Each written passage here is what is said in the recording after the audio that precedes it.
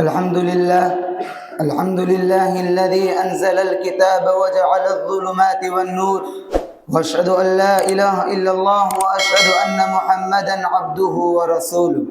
أما بعد، رئيس الحفل المبجل وأساتذة الكرام وحزرات الحكم وزملاء الأعزة، إني أريد أن أتحدث أمامكم حول هذا الموضوع.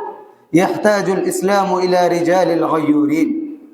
يا إخواني، من الأمر المشاهد المعلوم أننا معشر المسلمين على هوان وذل ومسكنة في العالم كله، من الشرق إلى الغرب ومن الشمال إلى الجنوب، ويرثي له العلماء وينطق به الدعاة ويخطب حوله الخطباء والفصحاء، وهذا أمر سافر يكتب له الكتاب والأدباء، وكل من العلماء والدعاة والكتاب يقدمون أسبابا وعلاجا لدفع هذا التخلف والهوان. فمنهم من يقول إن إشاعة التعليم الإسلامي له علاج أصيل، ومنهم من يقول إن الدعوة الإسلامية للأمر بالمعروف والنهي عن المنكر له سر أصيل، ومنهم من يقول إن إقامة الخلافة الإسلامية له قوام عتيد، ومنهم من يقول إن النشر من شبكة المدارس الإسلامية على نطاق واسع له ركن عظيم، ومنهم من يقول إن إقامة الحركات الإسلامية السياسية والتعليمية الجهادية له تأثير كبير، وما إلى ذلك من الآراء والأفكار التي نسمعها ونقرأها عن طريق الصحف الدينية والخطب الإسلامية الرقيقة بين آونة وأخرى.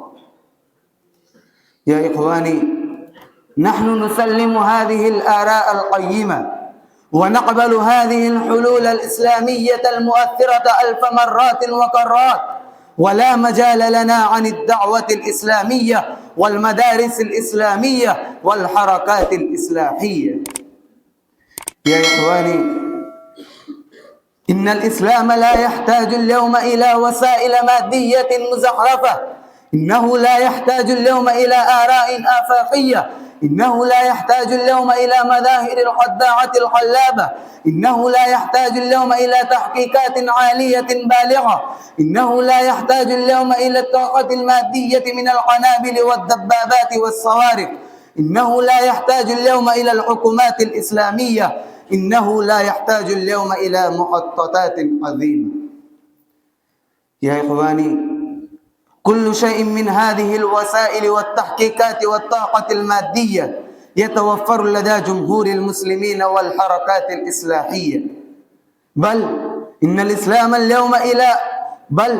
الإسلام اليوم يحتاج أولا وآخرا، بداية ونهاية، ظاهرا وباطنا، إلى التعاليم الإسلامية النقية البيضاء، وإلى المراشد النبوية الغراء، وإلى المناهج الدينية الوضاء، وإلى السلوكيات الأبدية السرمدية التي أشار إليها الدستور الرباني الذي نزل من فوق 7 سماوات فقال: والعصر إن الإنسان لفي خسر إلا الذين آمنوا وعملوا الصالحات وتواصوا بالحق وتواصوا بالصبر، وأشار إلى سر النجاح والفلاح فقال: وعلى الله فليتوكل المتوكلون، وتوكل على الحي الذي لا يموت وسبح بحمده.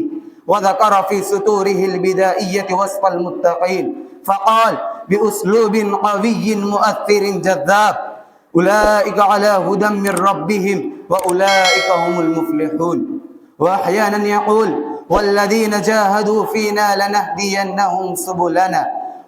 ويشترط أحيانا فيقول: ولا تهنوا ولا تحزنوا وأنتم الأعلون إن كنتم مؤمنين.